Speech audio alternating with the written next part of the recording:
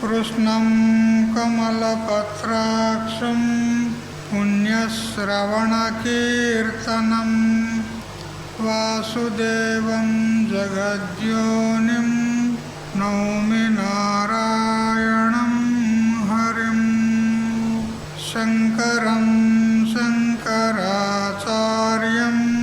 కేశవం బాదరాయణం సూత్రభాష్యకృతౌ వందే భగవంతౌ పునః పునః ఈశ్వరో గురురాత్మేతి మూర్తిభేదవిభాగినే వ్యోమవద్వ్యాప్తదేహాయ దక్షిణామూర్తయే నమః యుక్తాహారవిహారాయ వివిక్తస్థలవాసినే మలయాళయతేంద్రాయ బ్రహ్మనిష్ఠాయ తే నమః గీతా భాగవతాద్వైత తత్వామృతస్వరూపిణే గండిక్షేత్రనివాసాయ రామకృష్ణాయ తే నమః. ఓం పూర్ణమదః పూర్ణమిదం పూర్ణాత్ పూర్ణముదచ్యతే పూర్ణస్య పూర్ణమాదాయ పూర్ణమేవావశిష్యతే. ఓం శాంతి శాంతి శాంతి. స్వాంత పరికల్పిత బ్రహ్మాండాంతర్వర్తి సకల చరాచర ప్రాణికోట్ల యొక్క అసత్ జడ దుఃఖ మోహాత్మకమైనటువంటి సకల ఉపాధుల కంటే విలక్షణమై సత్ చిత్ ఆనంద రూపం చేత స్వయం ప్రకాశమానమై వెలుగొందుచున్నటువంటి ప్రత్యేక భిన్న పరమాత్మకు సాష్టాంగ ప్రణమిల్లుతూ ఆత్మీయులారా, శ్రీమద్ భగవద్గీత పంచమోధ్యాయ కర్మ సన్యాస యోగ. ఇందులో క్రమంగా 23 శ్లోకాల పర్యంతం వచ్చినాము. సమదర్శి అయినటువంటి ఆత్మజ్ఞానికి 5 లక్షణాలు ఉండాలి అని చెప్పుకున్నాము. సమదర్శనము, అనాసక్తి, దోషదర్శనము, కామక్రోధముల యొక్క వేగ సహనము మరియు ఆత్మనిష్ట. అందులో సమదర్శనం గురించి విద్యా వినయ సంపన్నే అనే శ్లోకం ద్వారా తెలుసుకున్నాం. మరియు అనాసక్తి గురించి ఇహైవతైర్జిత సర్గో యశాం సామ్య స్థితం మనః అని చెప్పాము. మరియు దోష దర్శనం గురించి ఏహి సంస్పర్శ భోగా అని చెప్పుకున్నాము. ఇప్పుడు కామక్రోధముల యొక్క వేగమును సహించుట, ఇది 23వ శ్లోకం. ఒకసారి ఉచ్చారణ చేయండి. శక్నోతి హైవ యస్సోఢుం ప్రాక్శరీర విమోక్షణాత్ కామక్రోధోద్భవం వేగం సయుక్తః స సుఖీ నరః. యహ అంటే ఎవడైతే, ఇహ ఏవ ఇక్కడనే అంటాడు. ఇక్కడనే అంటే ఈ శరీరము విడుచుటకు పూర్వమే, ప్రాక్ శరీర విమోక్షణాత్, శరీరము విడుచుటకు ప్రాక్ అంటే పూర్వమే, మొదలే, కామక్రోధోద్భవం వేగం, కామక్రోధముల చేత కలిగేటువంటి తీవ్రతను, సోఢుం అంటే సహించుట కొరకు, శక్నోతి ఎవరైతే సమర్థుడవుతాడో, స నరః ఆ మనుష్యుడు యుక్త అతడు యోగసిద్ధి కలవాడవుతున్నాడు. స సుఖీ అతడే శాశ్వతమైనటువంటి సౌఖ్యమును సుఖమును పొందుతున్నాడు. శక్నోతీహైవ ప్రాక్ శరీర విమోక్షణాత్ అనే శబ్ద ప్రయోగాలు భగవంతుడు శ్లోకంలో ఏవైతే చేశాడో వాటిని బాగా గమనించాలి అంటాడు మహాత్ముడు. అంటే ఈ దేహముతో ఉన్నప్పుడే ఆ పరమాత్మ ప్రసాదించినటువంటి శరీరం పడిపోకముందుకే ఇంద్రియ జయము కలిగి ప్రకృతి యొక్క వికారాలను అణిచిపెట్టేటువంటి శక్తి గలవానికి మాత్రమే మోక్షము కలుగుతుంది. ఈ అధ్యాయంలో 19వ శ్లోకంలో ఇహైవతైర్జిత సర్గో ఏషాం సామ్య స్థితం మనః అనేటువంటి అక్కడ ఏ తత్వాన్ని అయితే చెప్పాడో అదే విషయాన్ని ఇక్కడ కూడా చెప్తూ ఉన్నాడు. ఈ శరీరం ఉన్నప్పుడే, ఈ శరీరము పడిపోక ముందుకే మనము ఇంద్రియాలను మనస్సును జయించి ప్రకృతిని స్వాధీనం చేసుకొని మన స్వరూపంలో మనము నిలకడగలిగి ఉండాలి అంటాడు. ఈ జీవితము ఎంతవరకు ఉంటుంది అనేది మాత్రం ఎవరికి కూడా ఖచ్చితంగా తెలియదు. ఖచ్చితంగా కాదు, ఏమాత్రం కూడా తెలియదు. అందువల్ల మనం జాగరూకులమై ఉండాలి. ఈ శరీరము ఎప్పుడు సమాప్తమవుతుందా, దాని ప్రారంభం ఎప్పుడు మూగుతుందా అది ఎవరికి కూడా తెలియదు. అందువల్ల మనము జాగరూకులమై ఉండాలి. ఏ విధంగా మనం రిజర్వేషన్ టికెట్ తీసినాం అనుకో, ట్రైన్ టికెట్, అప్పుడు ఆ ట్రైన్ ఎన్ని గంటలకు వస్తుంది అనేది మనకు తెలుసు కదా. అప్పుడు మనం ఏం చేస్తాము, మొదలే ఒక 10 నిమిషాలు మొదలే పోయి అక్కడ ఉంటాం. ఎందుకంటే లేట్ అయిందనుకో ట్రైన్ వెళ్ళిపోతుంది. ట్రైన్ వెళ్ళిపోతే మన ప్రయాణం ఆగిపోతుంది. అందువల్ల మొదలే ఏ విధంగా పోయి మనము రైల్వే స్టేషన్లో ఉంటామో అట్లా ఈ ట్రైన్ వెళ్ళిపోతుంది. అయితే దీనికి రిజర్వేషన్ అయితే అయ్యింది, కానీ టైం తెలియదు మనకు కదా. దీనికి రిజర్వేషన్ అయ్యిందే ఉన్నది, కానీ టైం తెలియదు. అందుకని మరి ఎప్పుడో తెలియదు కాబట్టి అనుక్షణం కూడా సతర్క ఉండాలి, ప్రతి క్షణం కూడా జాగరూకులమై ఉండాలి. అది కాబట్టి మనము ఈ శరీరం ద్వారా అనేకమైనటువంటి భోగాలు అనుభవించాం. 1, 2 పుట్టి నుంచి ఇప్పటి దగ్గర ఎన్నో భోగాలను అనుభవించాం. అయితే అనుభవించి రుచి మరిగినటువంటి ప్రియ వస్తువులు ఏవైతే ఉన్నాయో అవి మళ్ళీ కనపడ్డప్పుడు కానీ, లేదా ఒక్కోసారి వాటి స్మృతి వస్తుంది. అప్పుడు మళ్ళీ అనుభవించాలనేటువంటి కోరిక ఉత్పన్నమవుతుంది. అప్పుడు దానికే కామము అంటారు. కామ క్రోధోద్భవం వేగం అన్నాడు కదా.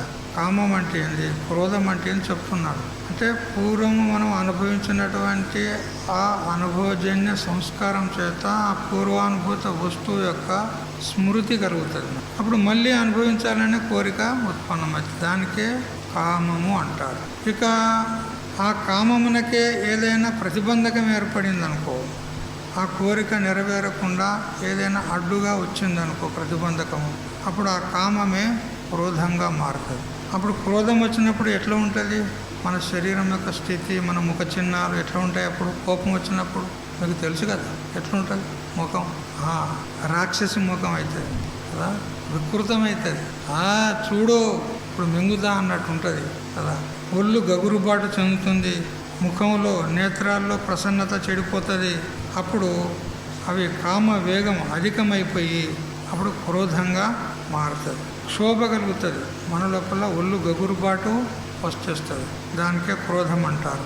దేహంలో కంపం, చెమట పుడుతుంది, కళ్ళు ఎర్రబడతాయి, పెదవులు అదురుతూ ఉంటాయి. ఇవన్నీ కూడా క్రోధ వేగానికి చిహ్నాలన్నమాట.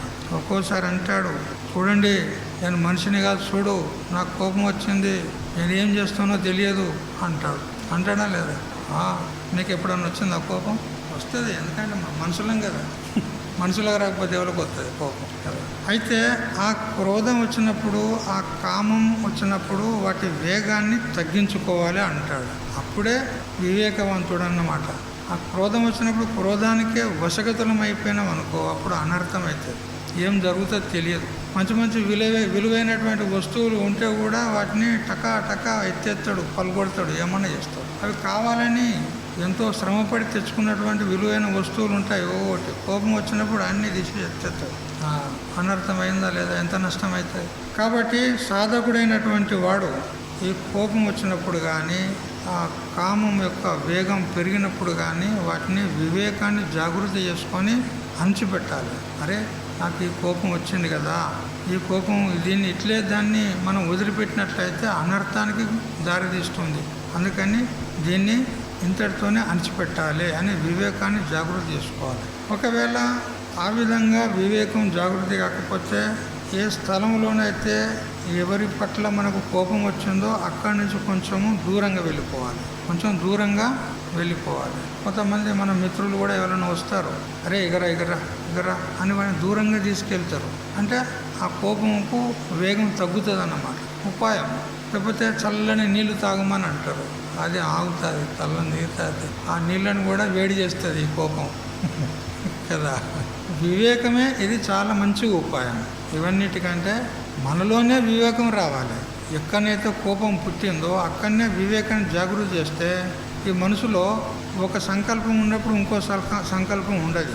దానికి స్వభావం ఇది. సుఖం ఉన్నప్పుడు దుఃఖం ఉండదు, దుఃఖం ఉన్నప్పుడు సుఖం ఉండదు. కోరిక ఉంటే క్రోధం ఉండదు, క్రోధం ఉంటే కోరిక ఉండదు. ఏదన్నా ఒకటే ఉంటుంది. అయితే ఆ అంతఃకరణలో మనం వివేకాన్ని జాగృతి చేసినామనుకో కోపం లేకుండా పోతుంది. ఇదన్నమాట. అందుకని వివేకాన్ని జాగృతి చేయడమే చాలా ఉత్తమమైనటువంటి సాధన. అయితే శరీర విమోక్షణాత్ ప్రాక్ అన్నాడు. శరీరము వదలక ముందుకే ఈ కామక్రోధాల యొక్క వేగాన్ని తగ్గించాలి అన్నాడు. ఎందుకంటే శరీరము వదిలేటప్పుడు మన లోపల ఏ విధమైన సంస్కారాలు ఉంటాయో ఆ సంస్కారానుగుణంగానే మళ్ళీ జన్మ వస్తుంది. మళ్ళీ అవే సంస్కారాలు ఉంటాయి. మరి మొదలే మనం కామక్రోధాలను అణిచిపెట్టినట్లయితే అప్పుడు మళ్ళీ ఉత్తర జన్మ ఒకవేళ వచ్చినా మనకు శాంత వృత్తి ఉంటుంది, కామక్రోధాలు రావు. అందుకని ఈ శరీరంలోనే అన్నిటిని అణిచిపెట్టాలి, అన్నిటిని జయించాలి. వాళ్ళ జయించి ఆత్మవిచారణ చేసి వాళ్ళ ఆత్మతత్వాన్ని తెలుసుకుంటేవా ఇక మళ్ళీ జన్మ అంటూ ఉండనే ఉండదు. ఒకవేళ కదాచిత్ జన్మ వచ్చినా కానీ ఈ కామక్రోధాల వేగం ఉండదు. అందువల్ల శరీరం వదలక పూర్వమే కామక్రోధాలను జయించాలి, వాటి వేగాన్ని అరికట్టాలి అంటాడు. ఇక్కడ శ్రీకాళహస్తీశ్వర శతకము అని ఒకటి ఉంది. శ్రీకాళహస్తీశ్వర శతకం. శతక పద్యాలు మీరు అప్పుడప్పుడు వింటూ ఉంటారు. వేమన శతకము, కృష్ణ శతకము, సుమతి శతకము, నరసింహ శతకము పద్యాలు మీరు విని ఉంటారు. ఈ శ్రీకాళహస్తీశ్వర శతకంలో ఒక పద్యం ఉంది. దంతంబుల్ పడనప్పుడే తనువు నందారూఢియున్నప్పుడే కాంతా సంఘము రోయనప్పుడే జరాక్రాంతంబుగానప్పుడే వింతల్మేన చరింపనప్పుడే పురుల్ వెల్వెల్ల కానప్పుడే చింతింపన్వలని పదాంబోజంబులన్ శ్రీకాళహస్తీశ్వరా. చక్కగా చెప్పినాడు ఇక్కడ. దంతంబులు పడనప్పుడే, పండ్లు పూసిపోక ముందుకే భగవంతుని తెలుసుకోవాలి. ఈ పండ్లతోనే భగవంతునికి ఏం సంబంధం కదా. అంటే పండ్లు ఎప్పుడు ఊసిపోతాయి? మనకు వార్ధక్యం వస్తున్నప్పుడే కదా. ముసలితనం వస్తున్నప్పుడే పండ్లు ఊసిపోతూ ఉంటాయి. చెప్పే తాత్పర్యం అంటే ముసలితనం రానప్పుడే. మీకు వినపడుతుంది, బయట వినపడుతుందో లేదు? వినపడుతుంది. తనువునందారూఢి ఉన్నప్పుడే, ఈ శరీరం పటుత్వంగా ఉన్నప్పుడే భగవత్ చింతన చేసి భగవతత్వాన్ని తెలుసుకోవాలి. కాంతా సంఘము రోయనప్పుడే కదా. స్త్రీకి పురుషుడు కానీ, పురుషునికి స్త్రీ కానీ, వారి యందు ఉన్నటువంటి ఏదైతే సంఘం, ఏదైతే ఆసక్తి ఉంటుందో అది రోయనప్పుడు, అంటే ముసలితనం వచ్చిన తర్వాత ఆ పూర్వం ఉన్నటువంటి ఆసక్తి ఉడికిపోతుంది. అంటే పూర్తిగా ముసలితనం వచ్చిన తర్వాత అప్పుడేముంటుంది? ఇక ఉడికిపోతుంది. సరే, ఆ ఆసక్తి పోతుంది అనుకో, కానీ ఇప్పుడు నువ్వు సాధన ఏం చేయగలుగుతావు అంటాడు. ముసలితనం వచ్చిన తర్వాత బుద్ధి స్మృతి తప్పిపోతుంది, చెవులు వినకుండా అవుతాయి, కళ్ళు కనపడకుండా అవుతాయి, పనులు ఊసిపోతాయి, చర్మం ముడతలు పడుతుంది. అప్పుడేం చేస్తావు? జరాక్రాంతంబుగానప్పుడే, ముసలితనం వచ్చి మన మీద పడక ముందుకే అంటాడు. మహాభారతంలో వ్యాసభగవానుడు ఒక శ్లోకం చెప్పినాడు. ఈ జర అంటే ముసలితనము, అది ఒక ప్రసవించినటువంటి పెద్ద పులిలాగా వచ్చి మీద పడుతుందంట. అదే ఏదైనా ఒక మృగం మీద పెద్ద పులి ఏ విధంగా అది దూకుతుంది, అది మొదలే ఆకలితో ఉన్నది. అందులో ప్రసవించినటువంటిది. దానికి క్రోధం అధికంగా ఉంటుంది. అది ఏ విధంగా మృగం పైన జంపు చేస్తుందో అట్లా ముసలితనం వచ్చి మన మీద జంపు చేస్తుంది. అప్పుడు ఏం చేయలేం మనం. కాళ్ళు తడబడుతూ ఉంటాయి, తలకాయ ఇట్లా ఊగుతూ ఉంటుంది, పెదవులు వణుకుతూ ఉంటాయి. అప్పుడు ఏం చేస్తావు? వ్యాఘ్రీవ తిష్టతి జరా పరితర్జయంతి రోగాశ్చ శత్రవైవ ప్రహరంతి దేహం ఆయు పరిస్రవతి భిన్న ఘటాదివంబో లోకస్తథాప్యహితమాచరతీతి చిత్రం. ఇదేమి చిత్రము, లోకులు విపరీత ఆచరణ చేస్తున్నారు అంటాడు వ్యాస భగవానుడు మహాభారతంలో.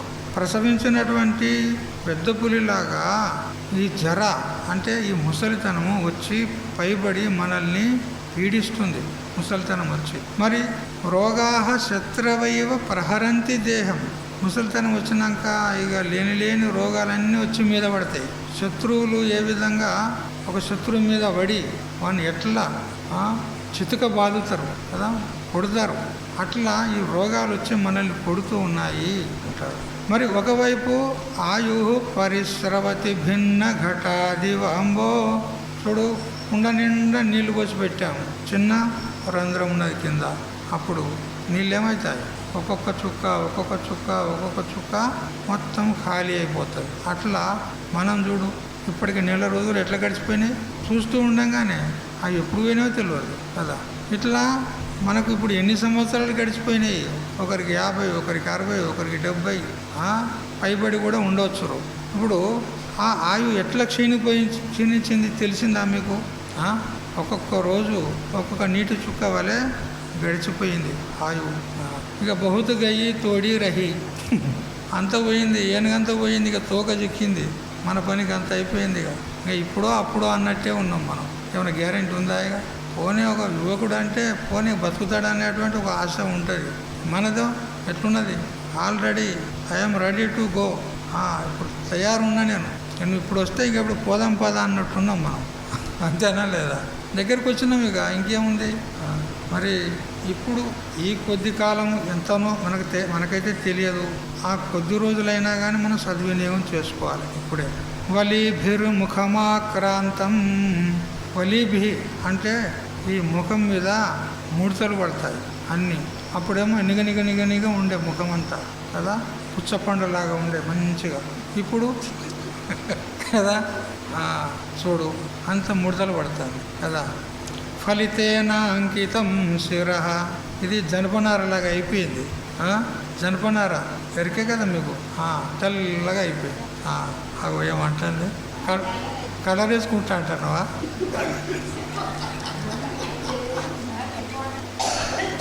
తెల్లగా అయితే కానీ కలర్ ఉన్నది కదా మనకు, కలర్ వేసుకుంటా అది అంతే కదా. చూడు, అదే ఇప్పుడు రామకృష్ణ స్వామి అదే చెప్తున్నాడు. పనులు ఊసిపోయినాయి. అది భగవంతుని యొక్క మొట్టమొదటి ఏమంటారు దానికి? వార్నింగ్. భగవంతుని యొక్క మొట్టమొదటి వార్నింగ్. పనులు ఊసిపోతాయి, దగ్గరకు వచ్చి నువ్వు చూడు అని వార్నింగ్ ఇచ్చినాడు భగవంతుడు. దానికి వీడేం చేస్తుండే? తెలియకల్లోడు డెంటిస్ట్ దగ్గర పోతాడు, ఆ డూప్లికేట్ పనులు పెట్టుకుంటాడు కదా.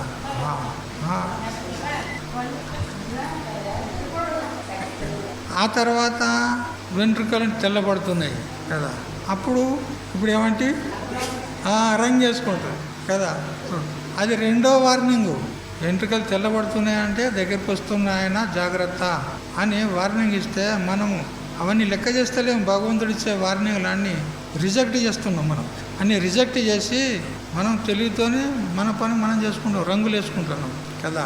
ఈ ముఖం కూడా ముడతలు పడితే కూడా దానికి కూడా సర్జరీ చేసుకుంటుంటారంట. ఇప్పుడు ముఖం ముడతలు పడితే అవి వేరే వాళ్ళ మాంసం ముద్దలు తీసుకొని ఇలా పెట్టుకొని సర్జరీ చేసుకుంటుంటారట మంచిగా.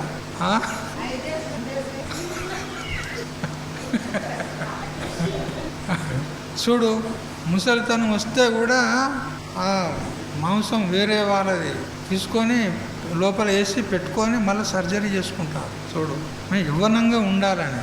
కానీ ఆయువుని ఎవడు ఆపుతాడు? నువ్వు ఇవన్నీ ఉపాయాలు చేస్తున్నావు తెలివితోనే, కానీ ఆయువుని ఎవడన్నా ఆపుతాడా? నీకు ఎంత ఆయువు ఫిక్స్ ఉండేనో గంతవరకే బ్రతుకుతావు. నువ్వు ఎన్ని ఉపాయాలు చేసినా బ్రతికేది మాత్రం లేదు. వలీభిర్ముఖమాక్రాంతం ఫలితేనాంకితం శిరః గాత్రాణి శిథిలాయంతే తృష్ణైకా తరుణాయతే.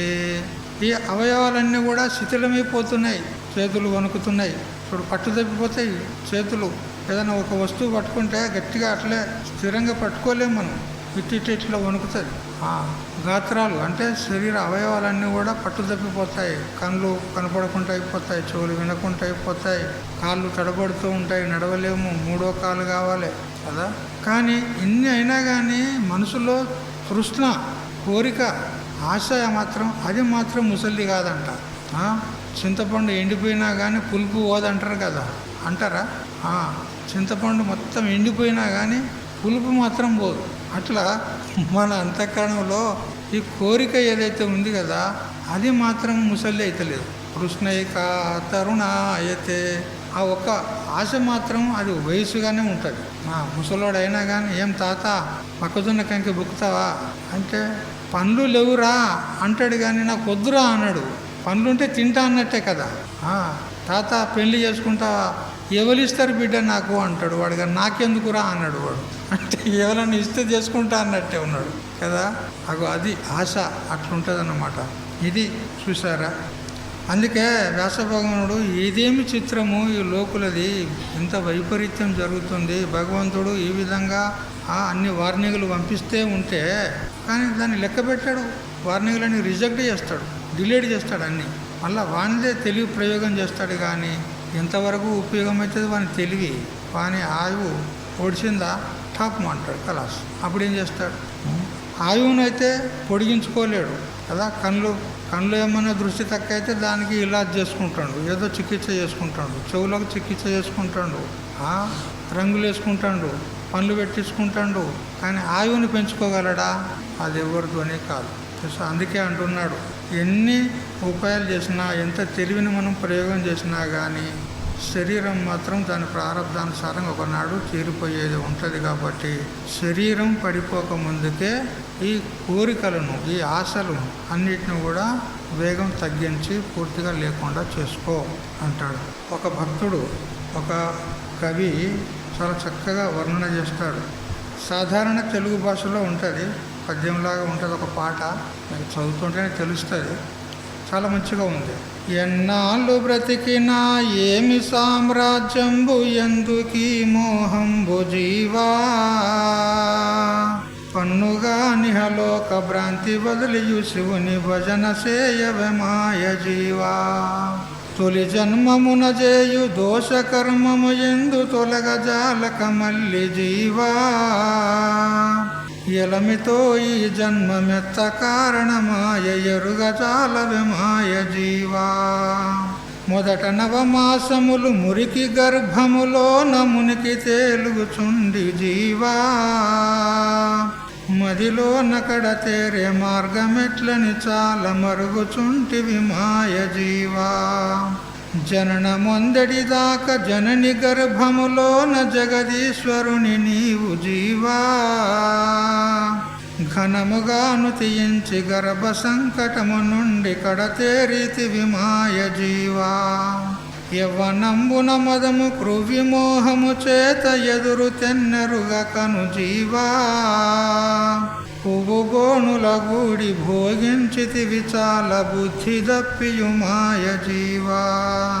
వృద్ధత్వమున బలము ఉడిగిచుండియు వ్యాధులుద్భవించుచునుండె జీవా, బద్ధత్వమున ఇంక బ్రతుకు నిక్కంబనుచు భ్రమచందకే మాయ జీవా. జనని గర్భము నుండి జన్మించి మాయలో చేరుకొని కొన్నాళ్ళు జీవా,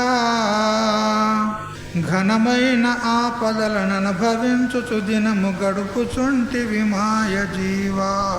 మాయ సంసారంబు మంతి దొంతులటంచు మరి నీకు తెలియదా జీవా, కాయంబ నిత్యంబు కలగన్న చందంబు కల్లగాదిక మాయ జీవా.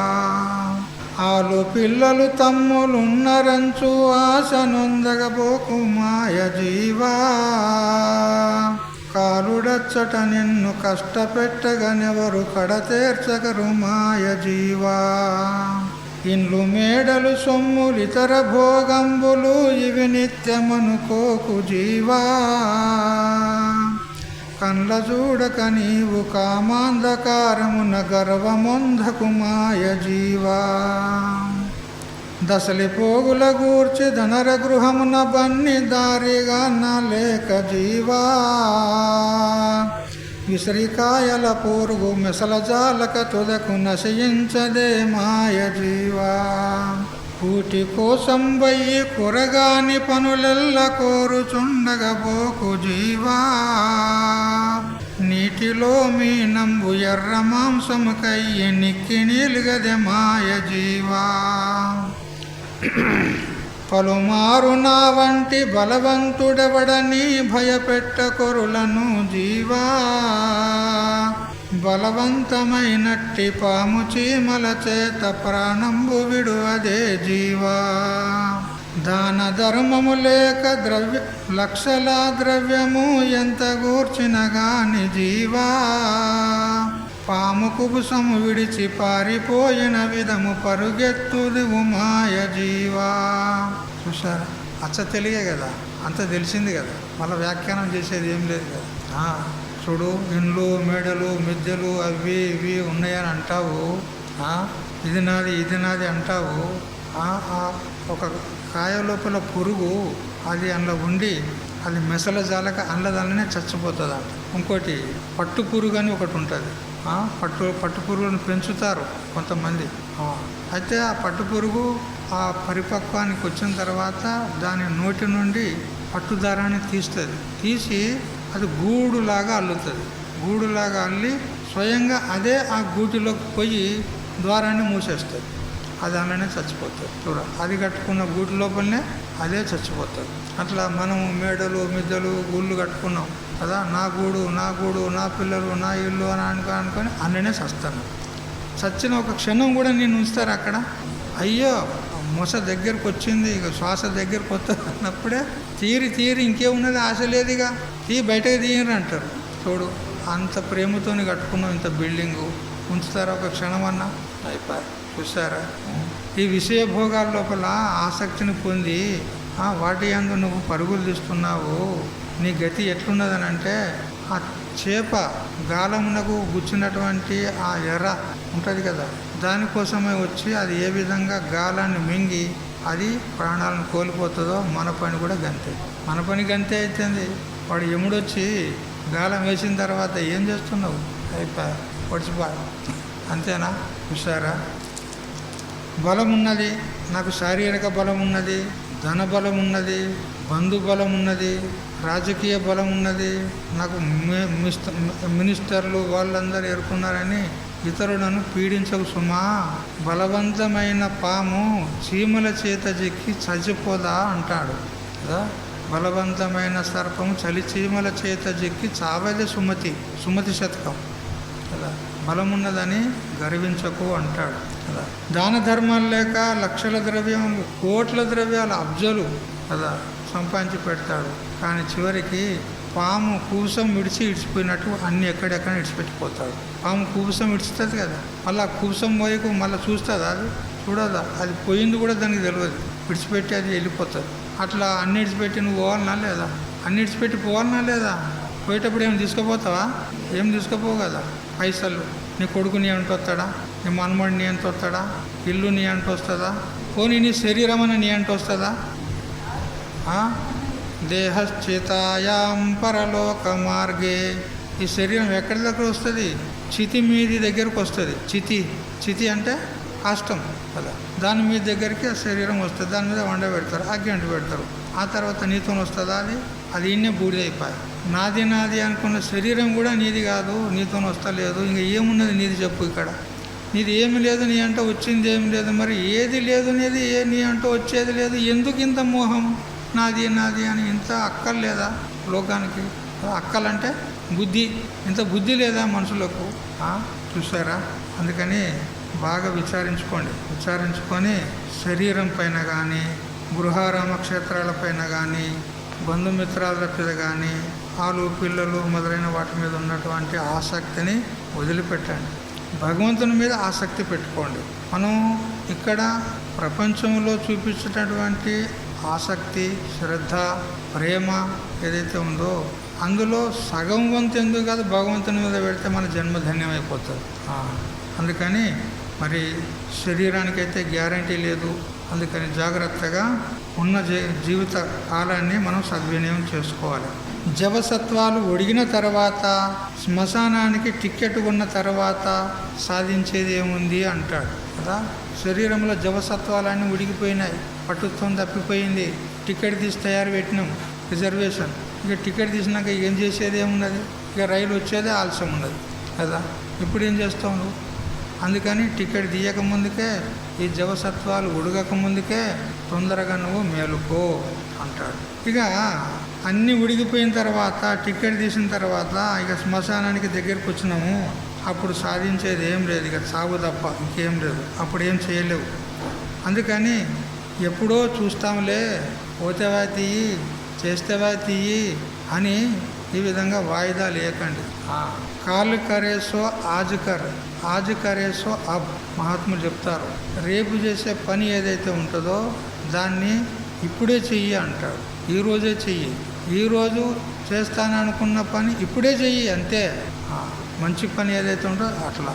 కాబట్టి వాయిదా వేయొద్దు. రేపని చెప్పి ధర్మ కార్యాలను విరమించబోకోయి మనసా, ధర్మ కార్యాలను దైవ కార్యాలను వెనువెంటనే చేయి మనసా. రేపు రేపు రేపు అని మనము వాయిదా వేయొద్దు.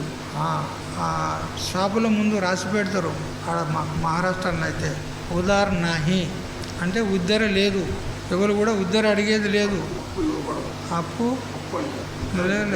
లే అది వాళ్ళు అప్పులు ఇచ్చి పైసలు గుడ్డీలు ఇచ్చేటోళ్ళు రాసుకుంటారు. అది చెప్పడం లేదు నేను. కొట్టు ముంగట షాపులు ఉంటాయి కదా, జనరల్ స్టోర్లు అక్కడక్కడ ఉద్దర ఇవ్వబడదు అని రాసి పెడతారు. ఇక్కడ రాసి పెడతారో లేదు. కొందరు ఉద్దర తీసుకుపోతారు కదా, రేపు ఇస్తా, మాపిస్తా, లేకపోతే శాలరీ పడ్డాక నెల రోజులైన తర్వాత ఇస్తా అని తీసుకుపోతారు కదా. అట్లా మేము ఇవ్వం.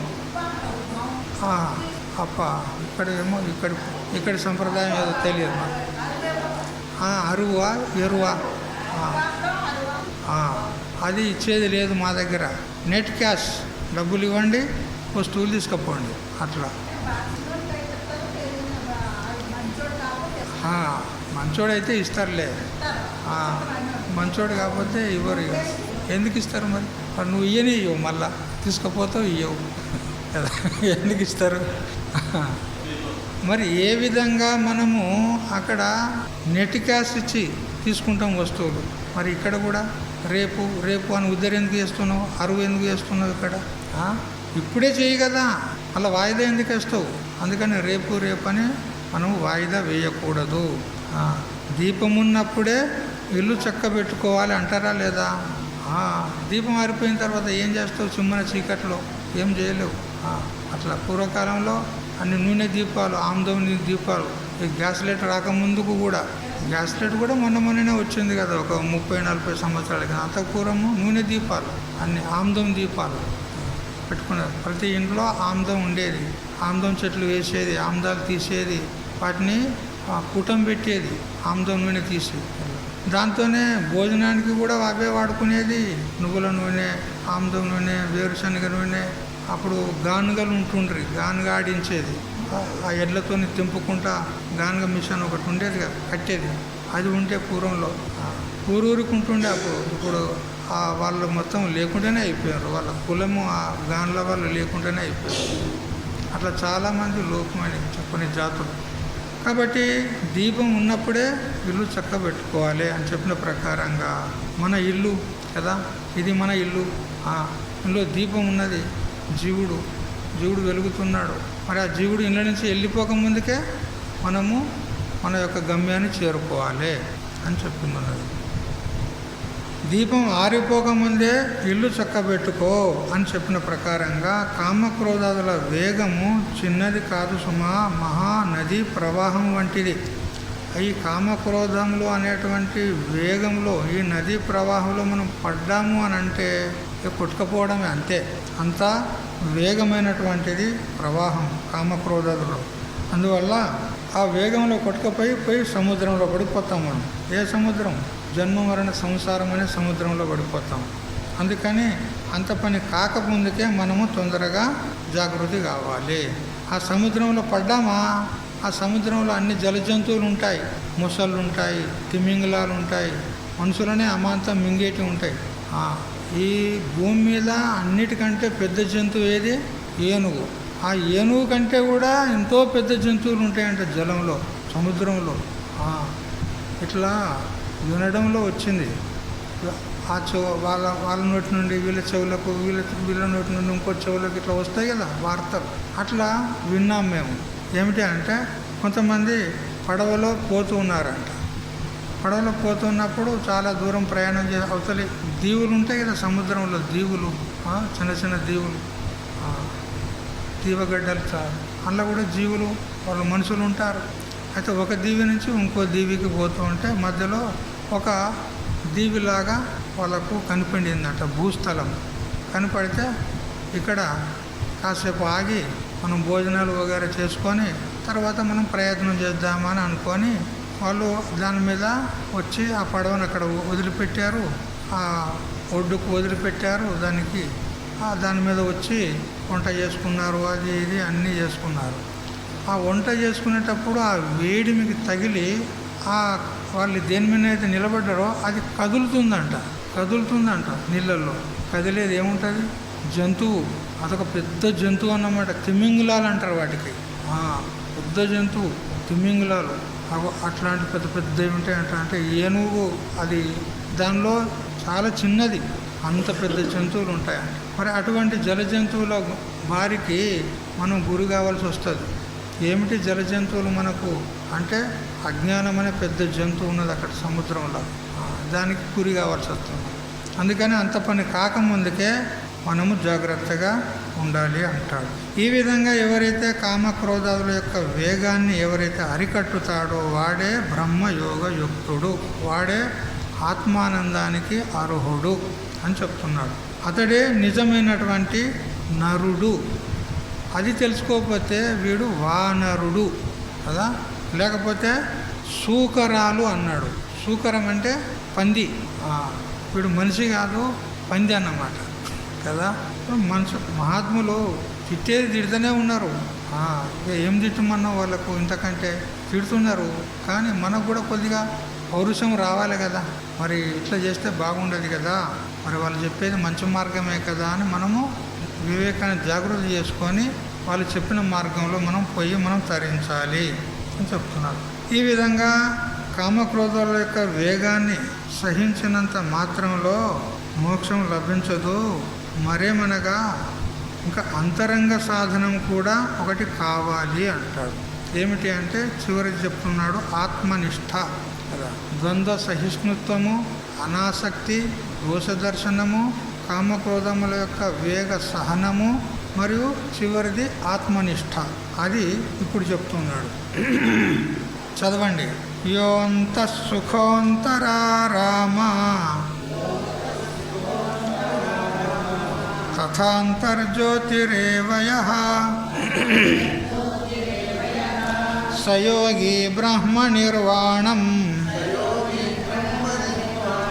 బ్రహ్మభూతోధిగచ్చతి.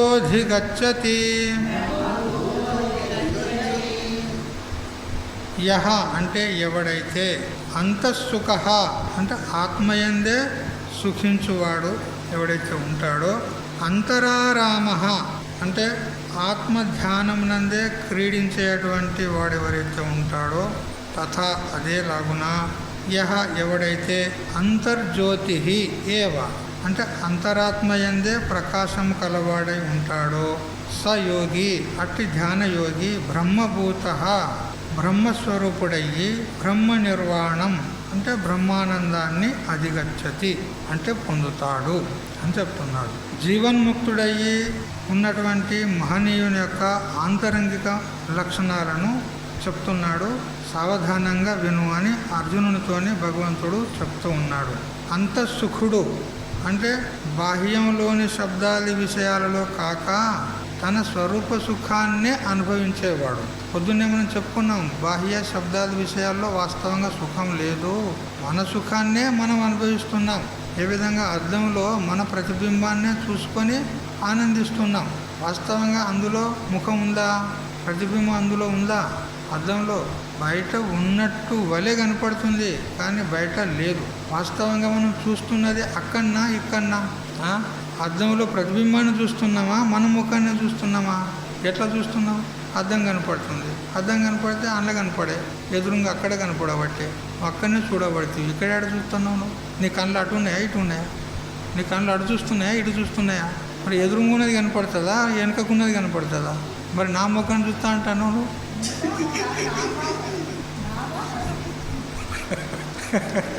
కదా, ఇక్కడ రహస్యం ఉంది.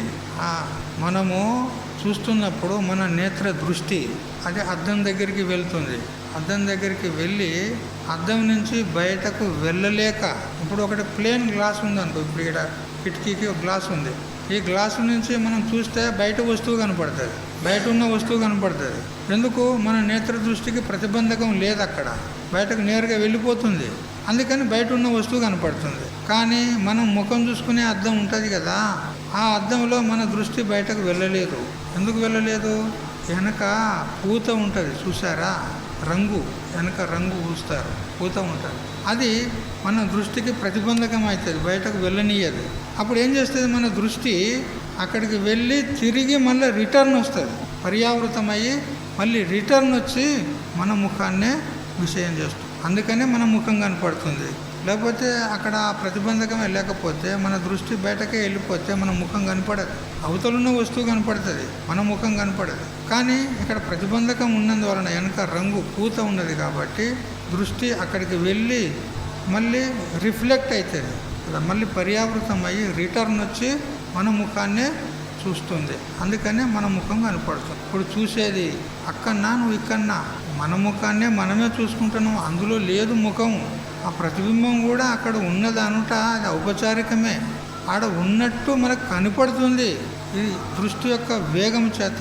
ఈ దృష్టి ఎంత వేగం ఉంటుందని అంటే ఏ రాకెట్కి కూడా అంత స్పీడ్ ఉండదు మన దృష్టిలో ఉన్నటువంటి వేగం. ఇప్పుడు మీరు బయటకు వెళ్ళి ఆకాశంలో చూడండి, సూర్యుని ఆ చంద్రుడు కనపడతాడు కదా, మీరు ఆకాశంలో చంద్రుని వైపు చూసిన తర్వాత ఎన్ని నిమిషాలకు చంద్రుడు కనపడతాడు? ఇట్లా దృష్టిని మీరు ఆకాశంలో వేస్తారో లేదో చంద్రుడు కనపడతాడు. చూడు ఎంత వేగం ఉన్నది మన దృష్టికి. ఇంత వేగం ఎవరికి ఉంది చెప్పండి? ఏ రాకెట్ కూడా లేదు. అందుకని ఈ వేగంలో మనకు భ్రాంతి అయ్యి మన ముఖం అక్కడ ఉన్నట్టు కనపడుతుంది, అక్కడ లేదు. వాస్తవంగా చూసేది ఇక్కడనే. ఆ వేగంలో భ్రాంతి అవుతుంది మనకు. పూర్వము చిన్నపిల్లలు అంటే 10-12 ఏళ్ళ పిల్లలు దుందుమా అని ఆడుకుంటారు రాత్రిపూట. ఆ దీపావళి పండుగ సందర్భంలో దుందుమా అని ఆడుకుంటారు. ఇంత పెద్ద కర్ర, ఇంత దొడ్డు కర్ర, ఆ కర్రను చీల్చి అందులో అన్ని చిన్న చిన్న కట్టెలు ఈ విధంగా చెక్కేదన్నమాట. అందులో పొందుపరిచేది. దాన్ని ఇట్లా ఇట్లా ఒక గదలాగా చేసేది, ఇట్లా పెద్దగా. ఆ కట్టెలల్లో అగ్ని వేసి అది అంటిపెట్టి దాన్ని ఇట్లా ఇట్లా తింపేదన్నమాట. బాగా ప్రజ్వలిస్తున్నటువంటి అగ్నిని ఇట్లా తింపుతూ ఉంటే ఆ అగ్ని ఎక్కడుంది? ఆ కట్టెలకు ఉంది, కానీ మనకు రౌండ్గా కనపడుతుంది. అగ్ని జ్వాల రౌండ్గా కనపడుతుంది. ఇంతెందుకు? పొయ్యిలో ఉన్న కొర్రాయి తీసి తింపండి, పెద్ద కొర్రాయి తీసుకొని తింపండి, మీకు రౌండ్గా కనపడుతుంది అగ్ని. రౌండ్గా ఉంది అగ్ని, కట్టెకు ఉంది, కానీ ఆ వేగంలో మనకు భ్రాంతి అయ్యి రౌండ్గా కనపడుతుంది. అట్లా అదేవిధంగా మన ముఖం కూడా అద్దంలో లేదు, అద్దంలో ఉన్నట్టు కనపడుతుంది. మన ముఖాన్ని మనమే చూసుకుంటున్నాం. ఈ దృష్టాంతం ఎందుకు చెప్పినా, మన స్వరూప ఆనందాన్నే మనం అనుభవిస్తున్నాము, కానీ విషయాల నుండి వస్తుందని భ్రాంతిలో పడుతున్నాము. విషయాలలో సుఖం లేదు, ఆనందం లేదు. మన స్వరూపానందాన్నే మనము అనుభవించుకుంటూ విషయాల ద్వారా వస్తుందని భ్రాంతిలో మనం పడిపోతున్నాము. కానీ ఆత్మజ్ఞాని అట్లా కాదు. ఆయనకు తెలుసు బాహ్యంలో విషయాలలో సుఖం లేదు, నాలోనే సుఖం ఉంది, నేనే సుఖరూపుడనున్నాను అని అంతర్ముఖం చేసుకొని తన సుఖాన్నే తాను అనుభవిస్తాడు. అది యోంత సుఖోంతరారామ అన్నాడు. తన అంతఃసుఖాన్నే అనుభవిస్తూ తన స్వరూపమునందే విహరిస్తూ ఉంటాడు. తథాంతర జ్యోతిరేవయ, లోన జ్యోతి ఉంది, మన శరీరంలోన జ్యోతి ఉంది. జ్యోతి అంటే ఇట్లా వెలుగుతుంది కావచ్చు అనుకోకుండా. జ్యోతి అని అంటే అది మండుతుంది కదా జ్యోతి. మరి అది మండేదైతే మన శరీరం పెట్టుకుంటుంది, కాలిపోతుంది. జ్యోతి అంటే తాత్పర్యం ఏంది? తెలివి. మనలో తెలివి ఉందా లేదా, అదే జ్యోతి అన్నమాట. అట్లా వాస్తవంగా విచారం చేస్తే ఈయనలో మన శరీరంలో 12 జ్యోతులు ఉన్నాయి. మన శరీరంలో 12 జ్యోతులు ఉన్నాయి. ద్వాదశ ఆదిత్యులు అంటారు, ద్వాదశ జ్యోతిర్లింగాలు అంటారు కదా, ద్వాదశ జ్యోతిర్లింగాలు అవి ఇక్కడే ఉన్నాయి, అక్కడ లేవు బయట.